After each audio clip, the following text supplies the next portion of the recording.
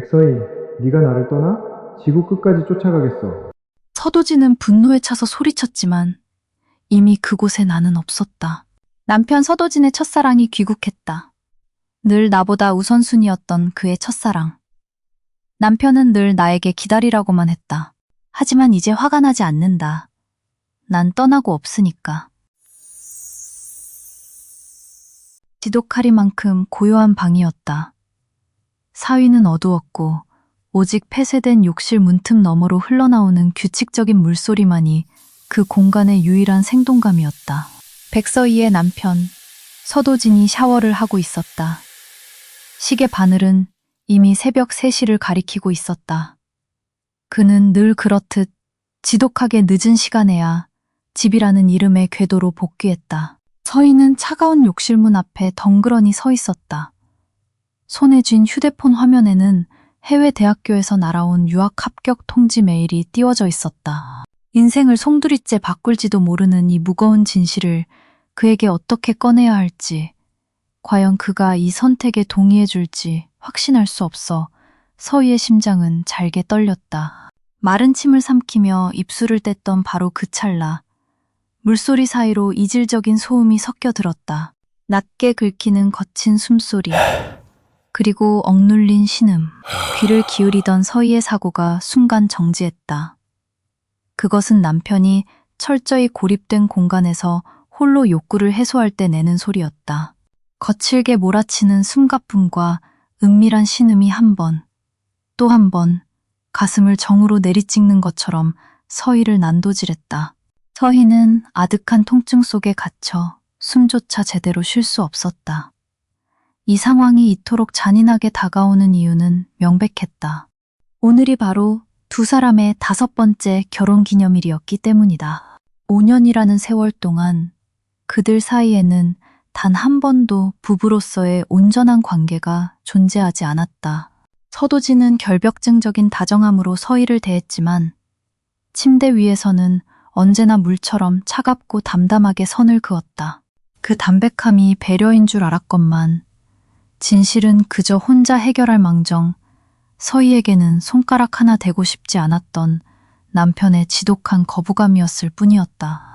도진의 숨소리가 정점을 향해 가파르게 치달을 때쯤 극도로 억눌려 있던 그의 목소리가 마침내 문틈을 비집고 흘러나왔다. 유라야, 그 단 한마디가 서희의 심장에 마지막 일격을 꽂아 넣었다.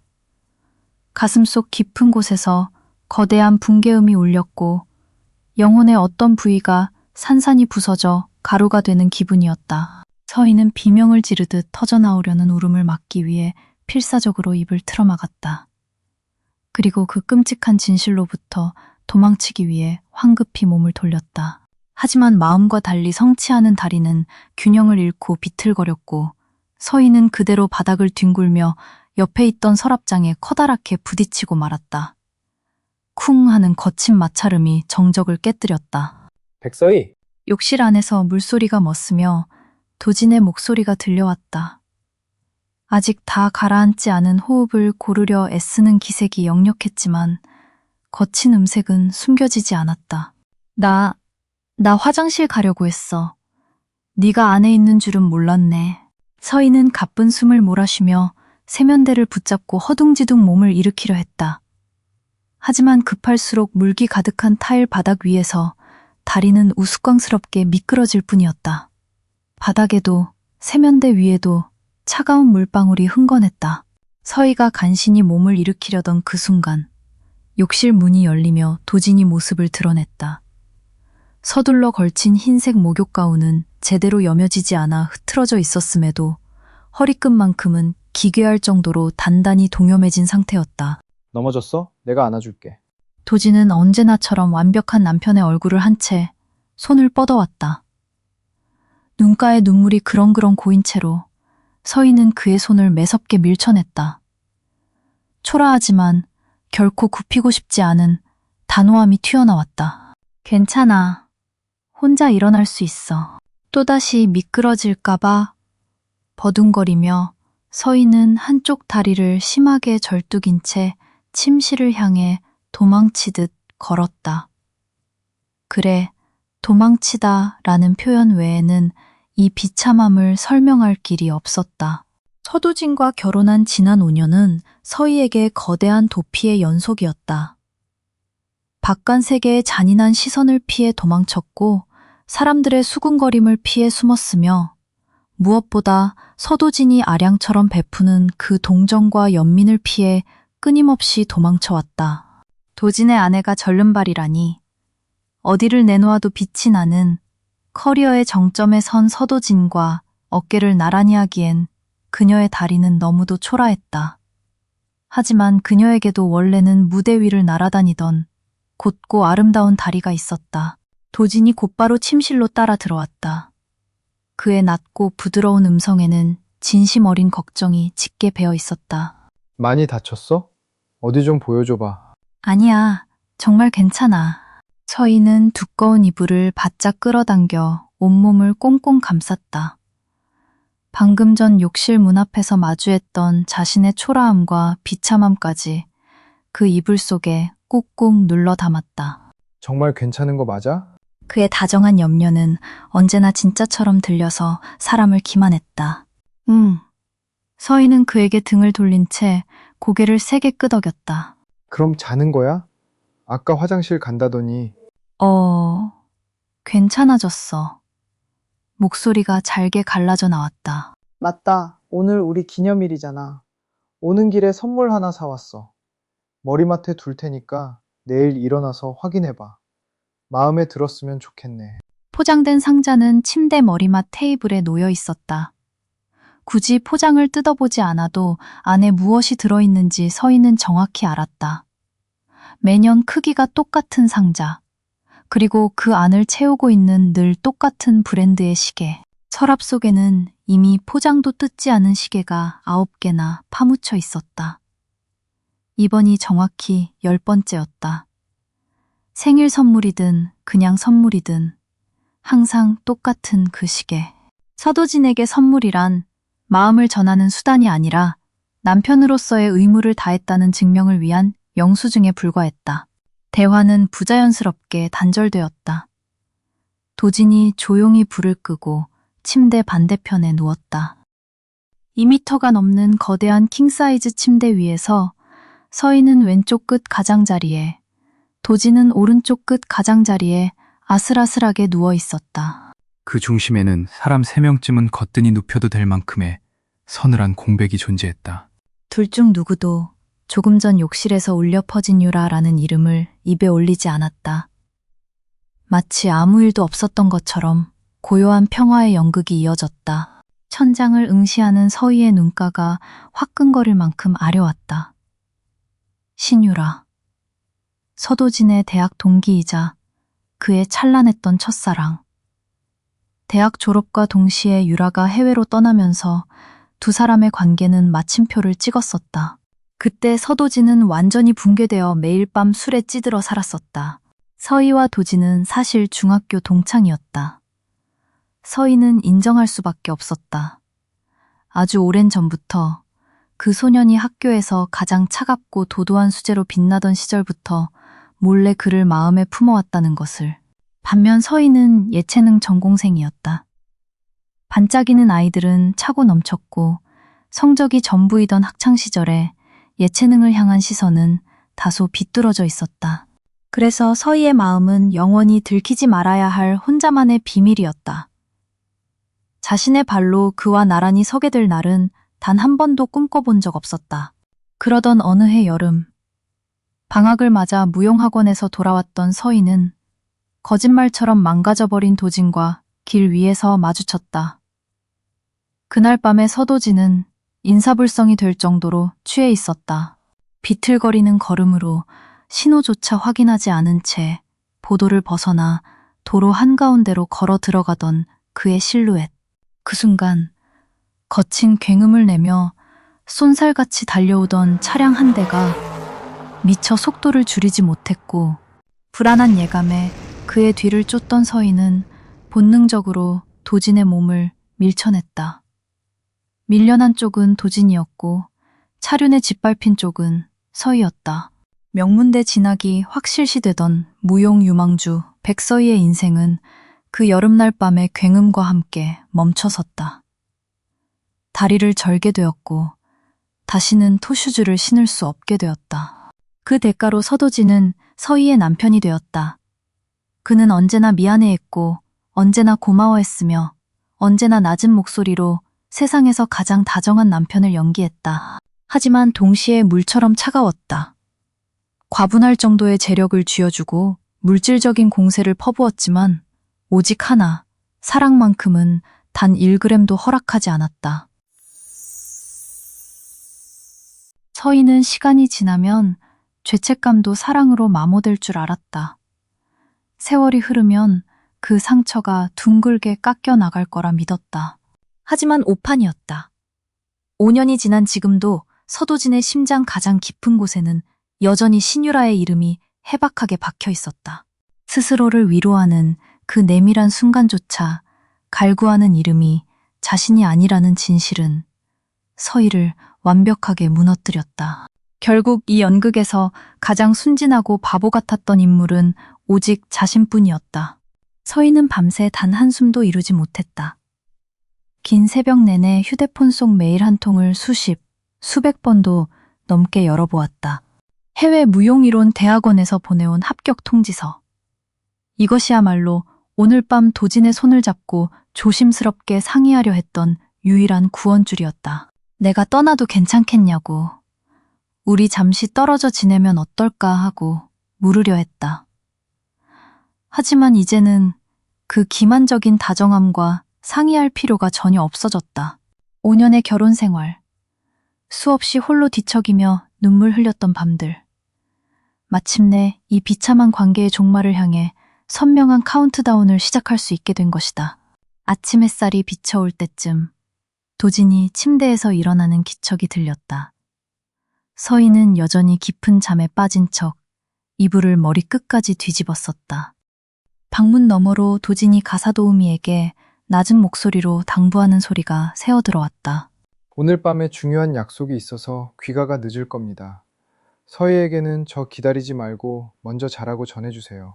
할 말을 마친 도진은 다시 침실로 들어와 이불 더미를 조용히 살핀 후 서희가 젖은 베개를 숨기며 호흡을 죽이고 있는 줄은 꿈에도 모른 채 방을 나섰다.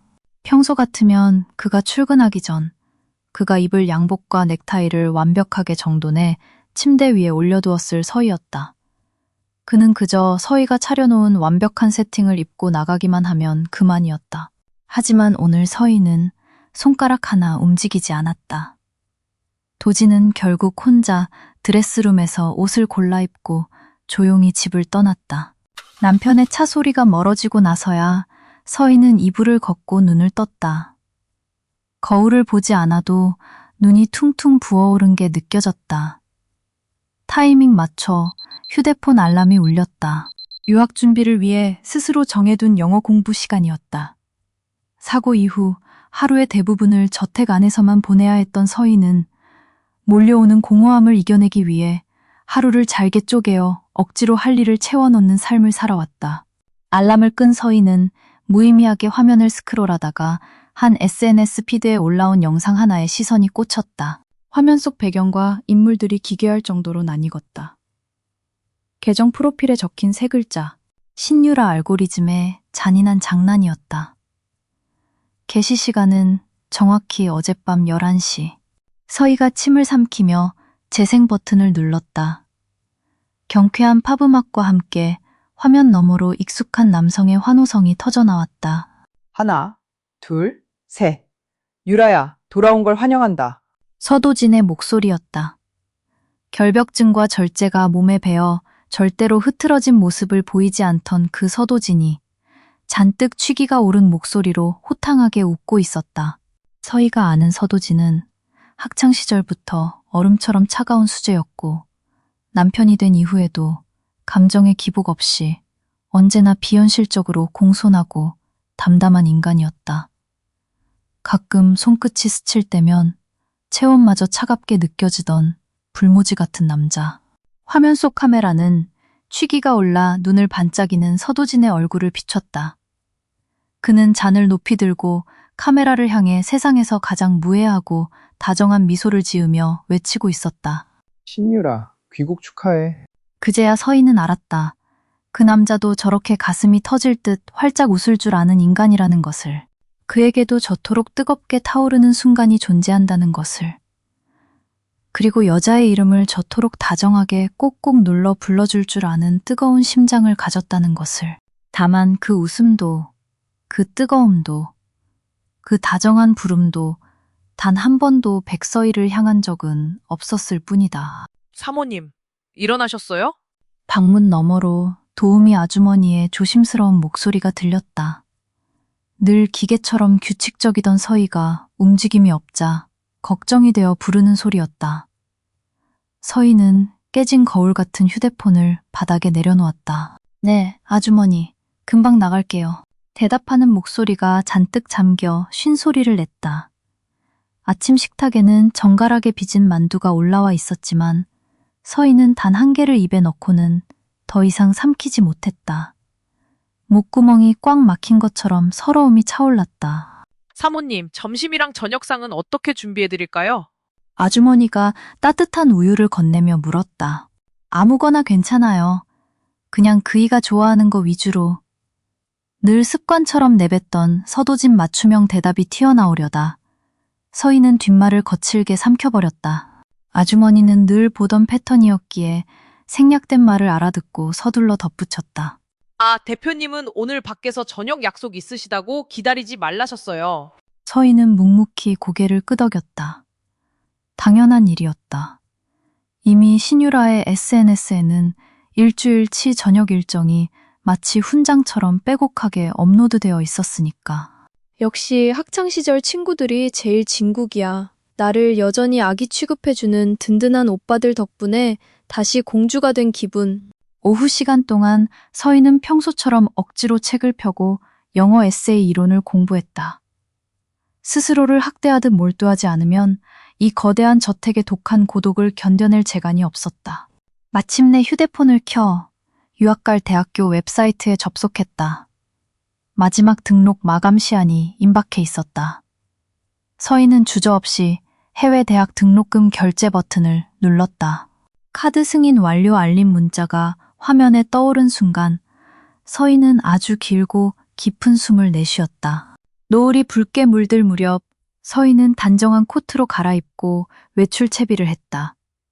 도우미 아주머니가 커진 눈으로 물었다. 사모님, 이 시간에 외출하시게요? 서도진이 동행하지 않는 한 서희가 홀로 문 밖을 나서는 일은 지난 5년간 거의 전무했기 때문이다. 네, 대학교 동창이 근처에 볼 일이 있대서 잠깐 얼굴만 보고 오려고요. 서희는 덤덤하게 거짓말을 뱉었다. 실제 목적지는 내일 아침 일찍 치러질 영어 시험장 근처의 비즈니스 호텔이었다. 아침에 이 집에서 출발했다가 성치 않은 다리로 인해 지각이라도 할까봐 내린 결단이었다. 지난번 시험 성적이 만족스럽지 못해 유학원에 서류를 보충하기 위해 예약해둔 마지막 기회였다. 그래도 혼자는 위험한데 제가 같이 가드릴까요? 괜찮아요, 아주머니. 여자들끼리 은밀하게 모이는 자리라 다른 사람이 가면 서먹해져요. 그럼 대표님께는 제가 따로 연락을 올려둘까요? 책임 소재가 두려운 아주머니가 안절부절 못했다. 아니요, 약속 중일 텐데 방해하지. 서희는 가방을 굳게 쥐고 현관을 나섰다. 다리가 불편한 아내를 배려한다는 명목으로 도진이 선택한 이 펜트하우스는 전용 엘리베이터가 내부와 바로 연결되는 완벽한 요새였다. 엘리베이터가 지하 주차장으로 내려가는 동안 서희의 심장 박동이 빨라졌다. 로비를 벗어나 차가운 바깥 공기와 쏟아지는 햇살 아래로 발을 내딛는 순간 서희는 반사적으로 고개를 푹 숙였다. 코트 깃을 바짝 세우고 모자를 눌렀었다. 과거 무대 위에서 스포트라이트를 받으며 누구보다 당당했던 백서희는 죽었다. 지금 거리에 선 존재는 그저 다리를 보기 흉하게 절뚝이는 타인의 시선이 두려워 숨어버린 패배자일 뿐이었다. 아주머니도 서도진도 늘 입버릇처럼 말했다. 밖에 나갈 일이 있으면 무조건 도진과 함께 움직이라고. 그게 안전하다고. 하지만 그들이 모르는 절대적인 진실이 있었다. 서희가 세상에서 가장 두려워하는 지옥은 혼자 거리를 걷는 게 아니라 서도진의 팔짱을 끼고 세상 밖으로 나가는 순간이었다는 것을. 두 사람이 나란히 걸을 때마다 스쳐 지나가는 행인들의 눈빛에는 언제나 선명한 낙인이 찍혀 있었다. 저렇게 완벽하고 잘생긴 남자가 왜 하필 저런 절름발이 여자랑 결혼했을까? 서희는 다급하게 택시를 잡아타고 예약해둔 호텔로 향했다. 차창 밖으로 무심히 흘러가는 서울의 야경을 바라보던 중 서희의 시선이 한 번화가 도로변에 멈춰섰다. 익숙한 차량 번호, 서도진의 세단이었다. 기사님, 죄송한데 여기 잠깐만 세워주세요. 서희는 홀린 듯 택시에서 내렸다. 도진의 차가 주차된 곳은 고급 한정식 요리점 앞이었다. 어젯밤 유라의 SNS에 오늘은 도진 오빠가 크게 쏘는 날이라며 적혀있던 바로 그 장소였다. 가슴속에서 제어할 수 없는 불길이 치밀어 올랐다. 서희는 제 다리가 비틀거리는 것도 잊은 채 식당 안으로 걸어 들어갔다. 예약자 서도진 이름으로 일행이 와 있을 거예요. 도진의 휴대폰 번호 뒷자리를 확인해주자 직원은 군더더기 없는 태도로 서희를 복도 깊숙한 곳에 VIP 룸 앞으로 안내했다. 이 아닙니다. 직원이 물러가고 서희는 굳게 닫힌 목문 앞에 홀로 남겨졌다. 솔직히 자신조차 유학 결제까지 마친 이 마당에 왜 여기까지 찾아와 미련미련한 짓을 하고 있는지 이해할 수 없었다. 가슴 깊은 곳에서 몰아치는 억울함과 확인 사살을 원치 않는 두려움이 충돌했다. 문고리를 잡을 용기가 나지 않아 가만히 숨을 죽인 순간 얇은 문틈 사이로 룸 안에 떠들썩한 웃음소리가 새어나왔다. 야, 서도진. 너 오늘 너무 살이는 거 아니냐? 예전엔 유라만 오면 날 새고 마시던 놈이 와이프 눈치 보느라 벌써부터 시계만 보네? 도진의 대학 동창인 박민기의 목소리였다. 진짜 웃겨. 도진 오빠 옛날엔 나밖에 모르는 순정남이더니 결혼하더니 완전히 잡혀 사나 봐? 그래도 오늘 이렇게 비싼 밥 사주는 거 보면 우리 도진이가 의리는 최고야. 이번엔 신유라의 목소리였다. 특유의 나른하면서도 콧소리 섞인, 남자들이 환장할 만한 애교 섞인 톤. 서도진이 평생을 갈구해온 부드럽고 가녀린 스타일의 정석이었다. 서희는 죽었다 깨어나도 흉내조차 낼 수 없는 오만한 당당함. 방 안에서 박민기가 껄껄 웃으며 말을 받았다. 야, 신유라. 서도진이 눈치를 보긴 누구 눈치를 봐? 백서희가 감히 도진이한테 토를 달 수나 있냐? 도진이가 데려가 살아준 것만으로도 감지덕지 해야지. 잠시 침묵이 흐르더니 유라가 대수롭지 않다는 듯 맑은 목소리로 물었다. 근데 도진아, 내가 건너 들었는데 네 와이프 다리 많이 절어? 왜 그렇게 된 거야? 잔인한 질문이었다. 문 밖에 선 서희의 심장이 순간 얼어붙는 것 같았다. 아무도 선뜻 대답하지 못하는 미묘한 공기 속에서 박민기가 분위기를 전환하듯 비아냥거리는 투로 뱉어냈다. 말도 마라, 유라야. 우린 진짜 도진이가 아까워 미치겠다니까? 돈 많지, 능력 좋지, 얼굴은 연예인 뺨치는데 어디 여자가 없어서 하필 그런 장애를 가진 애를 평생 짐으로 지고 사냐? 내 말이 도진이 너 지금 업계에서 제일 잘 나가잖아. 근데 백서희랑 결혼한 탓에 해외 바이어 접대든 공식 기자회견이든 부부 동반 자리는 죄다 참석 못하고 피하잖아. 그게 사업적으로 얼마나 큰 손실이냐? 뇌리가 번쩍 뜨이는 기분이었다. 서도진은 늘 서희에게 말했었다. 서희야, 내 비즈니스 자리에는 네가 신경 쓸 필요 없어. 넌 그냥 집에서 편하게 내가 벌어다주는 돈 쓰면서 쉬어. 하지만 진짜 이유는 따로 있었다. 서도진은 그저 다리를, 저는 아내를 성공한 자신의 커리어에 흠집을 내는 부끄러운 오점으로 여겨 사람들 앞에 내놓지 않았던 것뿐이었다. 그때 실내에서 깊은 한숨과 함께 서도진의 낮고 담담한 목소리가 울려 퍼졌다. 어쨌든 나한테는 은인이야. 내가 평생 빚을 지고 있는 사람이니까 다들 말 조심해.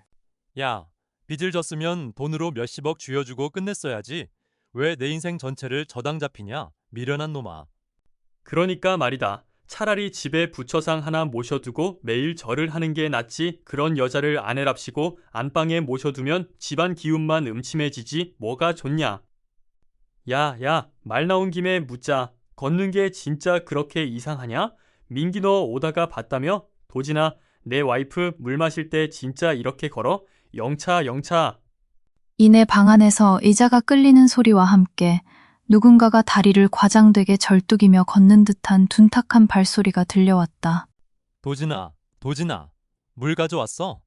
어라? 넘어지네? 도진아, 안아줘. 박민기의 천박한 흉내에 방 안은 순식간에 자지러지는 폭소로 뒤덮였다. 신유라는 아예 서도진의 어깨에 기대어 쓰러질 듯 깔깔거렸고 그 수치스러운 조롱의 중심에서 나의 남편 서도진은 단 한마디의 제지도 분노도 표출하지 않은 채 그저 묵인하고 있었다. 문틀에 몸을 기댄 채 진실을 마주한 백서희는 온몸의 피가 역류하는 환각을 느꼈다. 지독한 분노와 살을 가르는 수치심이 그녀의 마지막 이성을 끊어놓았다. 서희는 제 몸으로 문을 밀어치듯 열어젖혔다. 눈물로 얼룩진 시야 속으로 방 한가운데서 한쪽 다리를 심하게 꺾은 채 우스꽝스러운 표정으로 서희를 흉내내던 박민기의 모습이 들어왔다. 문이 부서질 듯 열리자 방 안의 폭소가 거짓말처럼 동결되었다. 형수님? 박민기의 얼굴에서 웃음기가 순식간에 휘발되며 컵을 든 손이 굳어버렸다. 모두의 시선이 문가에 쓴 서희의 성취하는 다리로 향했다. 신유라는 잽싸게 도진의 어깨에서 몸을 떼고 일어나 가식적인 미소를 지으며 선수를 쳤다. 아, 말로만 듣던 도진이 아내분이시구나. 안녕하세요. 얘기 많이 들었어요. 전 도진이 절친 유라라고 해요. 서희는 대답 대신 룸 안의 인간들을 하나하나 혐오 섞인 눈빛으로 응시했다. 심장은 이미 남극의 얼음보다 차갑게 식어버린 상태였다. 마침내 서도진이 자리에서 일어나 서희를 향해 성큼성큼 걸어왔다. 서희야, 네가 여기 어떡해. 다들 그냥 오랜만에 만나서 장난친 거야. 기분 나빠하지 마. 서희는 다가오는 도진의 얼굴을 쳐다보았다. 5년의 세월 동안 이 남자가 이토록 낯설고 징그럽게 느껴진 적은 없었다. 타인들이 제 아내의 불행을 박제해두고 비웃을 때 남편이라는 인간은 아내의 곁이 아니라 그 비열한 가해자들의 편이었다. 맞아요, 형수님. 제가 입이 방정이라 그냥 장난 좀 쳐본 거예요. 기분 푸세요. 네? 서희야, 일단 나가자. 도진이 서희의 어깨를 감싸 안으며 밖으로 이끌려 했다. 그 손길이 닿는 순간 서희의 머릿속에는 조금 전 도진의 어깨에 기대어 웃던 신유라의 얼굴과 욕실에서 유라의 이름을 부르며 욕구를 배설하던 남편의 추악한 실체가 겹쳐졌다. 구역질이 치밀었다. 서희는 발작하듯 그의 손을 강하게 뿌리쳤다. 서희야, 공중에 붕 뜬 자신의 손을 보며 도진의 미간이 좁아졌다. 한 번도 제 뜻을 거스른 적 없던 아내의 반발에 불쾌함이 섞인 한숨이 흘러나왔다. 내가 대신 사과할게. 그러니까 화 풀어, 응? 집에 가면 네가 갖고 싶다던 거 다 사줄 테니까 일단 돌아가자. 그 말에 신유라가 짐짓 박민기를 흘겨보며 한마디 했다. 민기 너 진짜 너무한다. 도진이 와이프분이 화나실만 하네. 너는 맨날 털털한 척 아무 말이나 막 던지니까 다른 사람 상처받는 줄을 모르지? 세상 여자들이 다 나처럼 속이 넓어서 장난 다 받아주는 줄 알아? 나 사과했잖아. 진짜 갑자기 들이닥칠 줄은 몰랐다고. 그 사과 안 받을게요. 서희는 온몸을 부르르 떨면서도 한자 힘주어 내뱉었다. 지난 5년간 자신을 올가매던 두려움의 껍질을 깨부수듯 평생 처음으로 제 목소리를 냈다. 남편의 친구들이 제 신체적 장애를 조롱하는 것을 묵인할 수 없었고 그 조롱을 장난으로 덮으려는 남편의 위선을 더는 견딜 수 없었다. 야, 백서희. 서도진의 눈빛이 마침내 차갑게 굳어졌다. 조금 전 영상 속에서 신유라를 바라보며 무장해제되었던 그 뜨거운 눈빛과는 본질부터가 다른 서늘하고 오만한 시선이었다. 다들 나랑 고등학교 때부터 동고동락한 친구들이야. 아기가 있어서 그런 게 아니잖아. 내 체면을 봐서라도 이번 한 번은 그냥 조용히 넘어가 주면 안 돼? 기사 불러줄 테니까 일단 집으로 가 있어. 형수님, 절 대접하려고 만든 자리인데 기분 상하셨으면 저한테 화내세요. 도진 오빠 곤란하게 하지 마시고. 신유라가 금방이라도 눈물을 흘릴 듯한 표정으로 도진의 소매를 붙잡았다. 정말 완벽한 연출이네. 서희는 도진을 똑바로 응시했다. 신유라라는 존재가 이토록 오만하게 아내의 영역을 침범할 수 있었던 건 결국 서도진이 그런 환경을 방조하고 묵인했기 때문이다. 그러지 말고 한잔 하세요. 제가 따라드릴게요. 저는 독주 같은 건 체질에 안 맞아서요.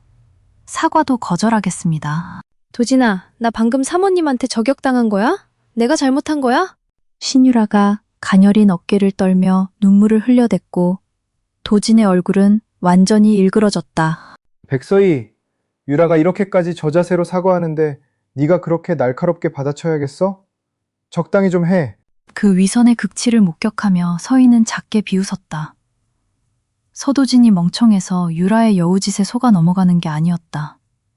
그는 모든 진실을 알면서도 옳고 그름의 저울 위에서 철저하게 첫사랑을 향한 편애를 선택한 것뿐이었다. 서희는 도진과 유라, 그리고 그 뒤에서 자신을 벌레 보듯 삼키는 무리들을 차례로 눈에 담았다.